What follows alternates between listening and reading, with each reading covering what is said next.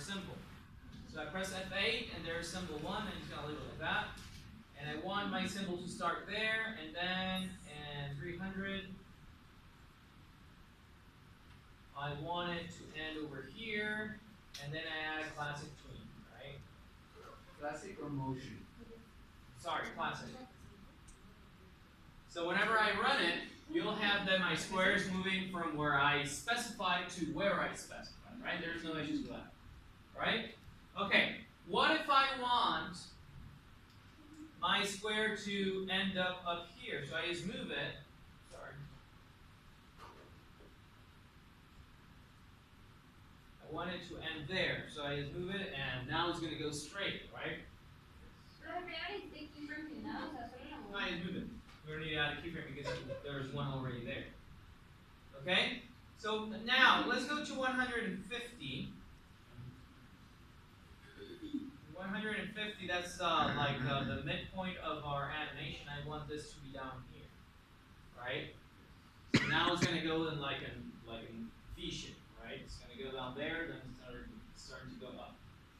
So what can you find over here? I mean, imagine if you wanted to go and I don't know, kind of a circle thing, to go like that. Well, check this out. If you do it like that, you're going to need from here to here, from here to here, from here to here. And it's going to be really complex to actually make it move freely. So, if you want an object that's flying freely, that's what we're going to learn today. And that's done with something that's called a motion guide. Okay? So I'm just going to remove everything that I did. Remove a clear keyframe. And there you go. Okay? So what I'm going to do is, and pay attention because you're going to need to follow these steps in this order. If you don't follow the steps in this order, it's not going to work. Okay? So the first thing I'm going to do is I'm going to right-click in my layer. What layer? The layer of my object that I want to fly free. Okay? So where is my sphere at? Layer 1. So I right-click in that layer. And here is Add Classic Motion Guide. Okay? Once you do that, it's going to open a sub-layer on top of it, which it says Guide, and then the name of the layer. This is the guide of layer 1. Okay? And it's empty. So what I'm going to do is I'm going to click on the first frame. I'm going to click on the pencil.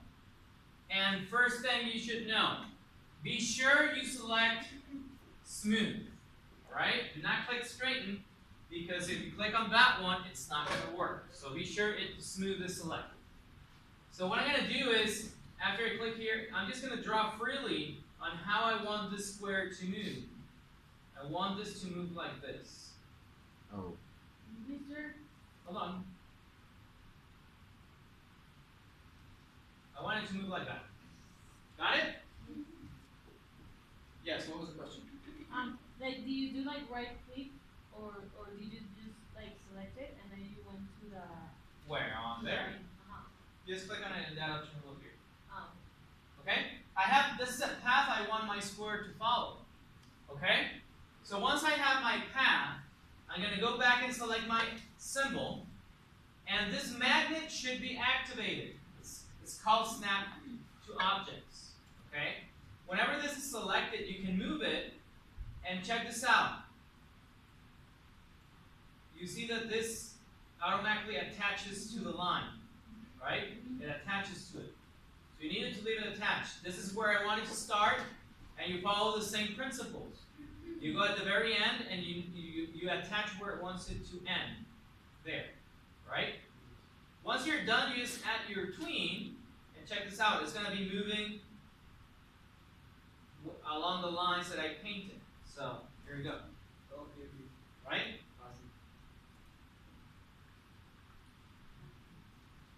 Oh.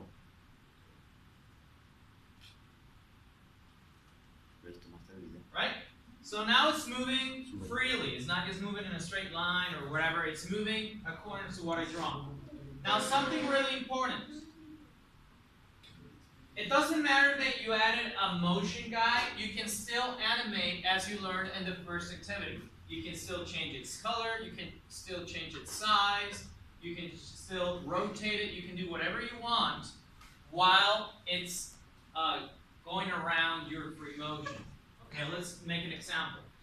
So I want my square to be really small at the beginning of my animation, right? There's my mini square.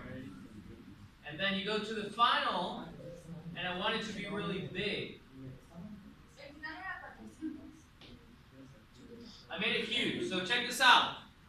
Tell me what effect are you getting? It's getting bigger, like closer. It's getting bigger, but what effect are you seeing? It's getting closer. That it's getting closer to you.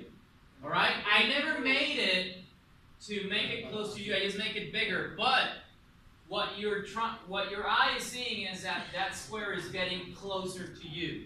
Why? Because it's getting bigger. So, it's normal. Each time you get closer to an object, it starts getting bigger. Okay? So look, my square, Fregoso and Humberto, my square is getting bigger each time it advances. So you can still animate within your motion guide. So I'm going to change color because that's a question a lot of people had. Here we go. So I wanted yellow at the beginning, and at the end I wanted blue. So I click on the object, I go to color effect, I go to tint, and I play with this, and I want it to be blue. Right? So now it's going to start growing, it's going to start moving, and it's going to start changing its color. Right? Qué malo que no puedo hacer nada. Everybody got it? Qué malo que no puedo hacer nada. Okay. So basically that is what I was going to show you. Now, if you want to add many more layers, you can. You can make like a star cross by or some clouds cross by, so you can have the effect that actually something is flying, right? What happens if you left still a spaceship here and you just make stars go backward? You actually have the effect that the spaceship is flying a really high speed. The spaceship is just still. We're going to do that in some more activities in the future. Right now I want you to do a motion guide and attach the object to it. But right? you want us to also like make the background like, If it's a move, or sky, no, not right now. like stars and everything, we just For example, if you're going to draw a bee, we just put some clouds. I mean, the bee is going to be flying, the clouds are going to just pass by, right? okay. So go ahead and be creative. Do whatever